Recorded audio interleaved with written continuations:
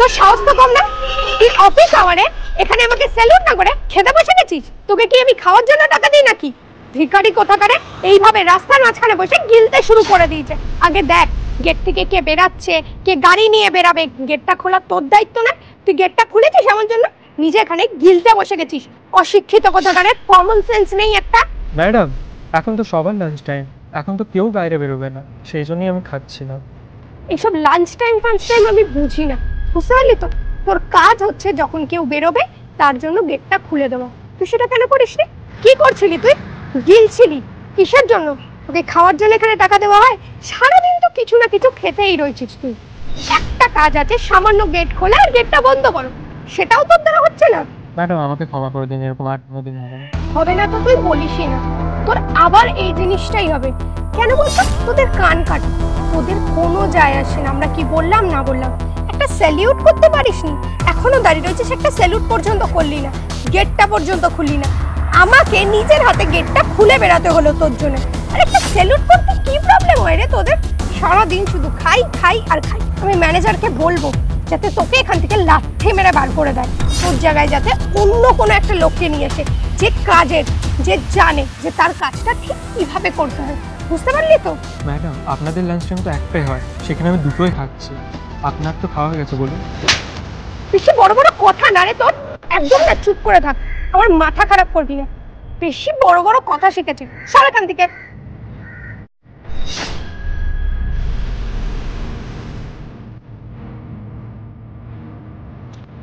Ma'am আপনার presentation একদম তৈরি আছে, আপনি এবার চেক করে নিন।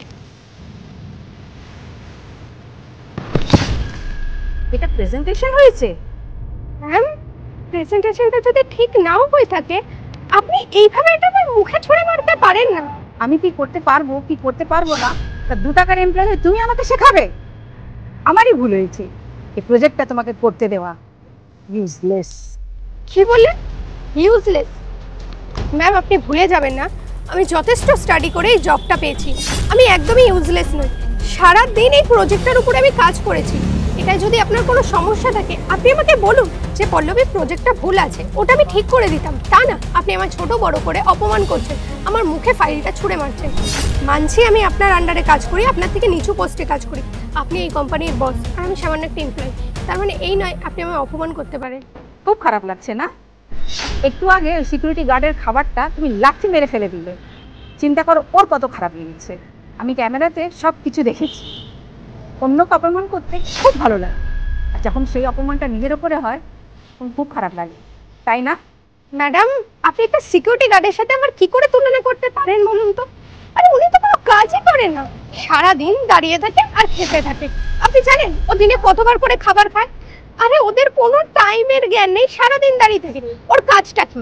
শুধু স্যালিউট করা, গেটটা খোলা, গেটটা বন্ধ করা। ও ওটা পর্যন্ত করতে পারছে না, তাহলে ওকে আমি আর কি করবো? পুজো করবো?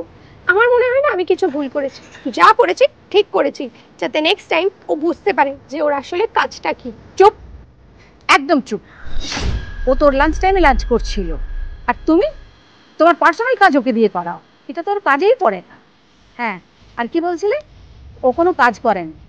তুমি ওর জায়গায় দাঁড়িয়ে দেখবে ও কি কাজ করে আর কি কাজ করেন। আমার মনে হয় তুমি কোনো কাজ করো না। অ্যাজ এ এমপ্লয়ি তোমাকে রাখা আমারই খুব ভুল হয়ে গেছে, সেজন্য তো প্রজেক্টের এই অবস্থা। ম্যাম আপনি এগুলো কি বলছেন বলুন তো? তখন থেকে আপনি যা না তাই বলে আমাকে অপমান করে যাচ্ছেন একটা সামান্য সিকিউরিটি গার্ডের জন্য। এটা আপনি একদমই করতে পারেন না। আপনি আমার কোয়ালিফিকেশন দেখুন আর ওর কোয়ালিফিকেশন দেখুন, আমি ওর থেকে যথেষ্ট বেশি এডুকেটেড। আপনি কিভাবে ওর সাথে আমার কম্পিটিশন করতে পারেন? আমার কাছে সবার আগে মনুষ্যত্ব। যার কাছে মনুষ্যত্ব নেই আমার অফিসে তার জন্য কোনো জায়গা নেই। শোনো, তুমি এখনই বেরিয়ে যাও। ম্যাম আমি এক্সট্রিমলি সরি, প্লিজ আমাকে ক্ষমা করে দিন, আমি নেক্সট টাইম আর করবো না। আমার কাছে না মনুষ্যত্ব সবার আগে। যার মধ্যে মনুষ্যত্ব নেই তার জন্য আমার অফিসে কোনো জায়গা নেই। বেরিয়ে যাও এখন এখান থেকে।